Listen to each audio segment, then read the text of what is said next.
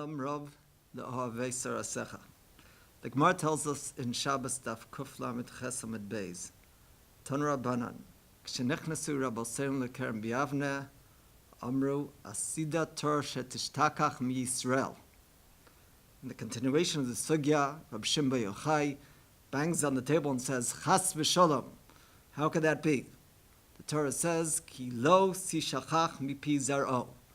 Just as the Jewish people will live forever, similarly the words of Torah will live forever and will never be forgotten. He does acknowledge that there will come a time that lo tehei mishnah brura v'halacha brura b'makom echad. There will be some sort of confusion as far as the reasons for certain halachas. In any case, the halacha that's being discussed there in that sugya is the halacha of tumah of kli cheres. Halacha which appears at the end of our parsha. So let's spend a minute or two discussing some aspect of tumas kli cheres. We know there's a certain distinction that exists between the tumah of other kelim on one hand and tumas kli cheres on the other. With respect to other kelim, if there's some tumah that comes in contact with that kli, whether it be in the inside or on the outside, the kli becomes tamei. With respect to kli cheres, on the other hand, only if the tumah is found in the inside of the kli, even if it doesn't actually touch the walls of the kli cheres becomes tamei. Along somewhat similar lines, in Parashat Chukas, the Torah indicates that if there is a kli cheres that's found in the Ola Mace, but it's covered up, then the kli remains tahar, and similarly anything that's inside the kli remains tahar as well. Why is this so? That a kli cheres has this odd halacha that's only kabel tumah from the inside and not the outside. Some Mefarshim suggest that the idea is the following. Other kelim are made from more precious materials, from materials that in of themselves have some value. And being that's the case, so if tumah touches the outside or the inside, the kli will become tamei, because the material itself has significance, has value, has worth. However, a kli cheres is afar min ha'adama, earthenware. The material itself do not have all that much value.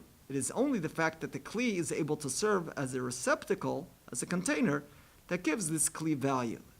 So hence, it's only the inside that's serving as a receptacle that can be a cause of the tumah. If in fact there's some sheretz, other source of tumah, that comes in contact or is in the inside of the kli will become tamei. But on the outside, being that the material itself doesn't have value, that does not render the kli tamei. The pasuk says, "Veitzar Hashem Elokim es ha'adam afar min ha'adama." In a certain sense, man is like a kli cheres. What gives us our value, our worth, is not the afar from which we are created, but rather that which we put in our gufs, in the sense, the Torah which we imbibe, the ma'asim tovim which we're involved in. That's what gives us our worth. That's what gives us our value. The Umos Ha'olam very often place great significance on the guf, but we understand that the guf is just a kli.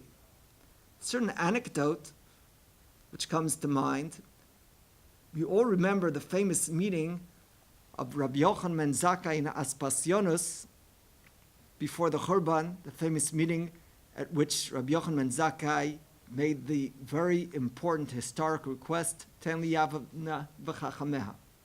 But there's also another interesting part to that meeting, which is not recorded in the Gemara, but appears in the Midrash Echa, Perek Aleph, section Lamed Aleph. The Midrash relates that Rabbi Tzadok, the holy rabbi that fasted for many years so that Yerushalayim will not be destroyed, Rabbi Tzadok passed by, and Rabbi Yochanan ben Zakkai stood up. Aspasionus, that very muscular general with his mighty armor, looks at Rabbi Tzadok. He starts laughing. He says, "For him you're standing? hey, if I would just sneeze, he would blow over.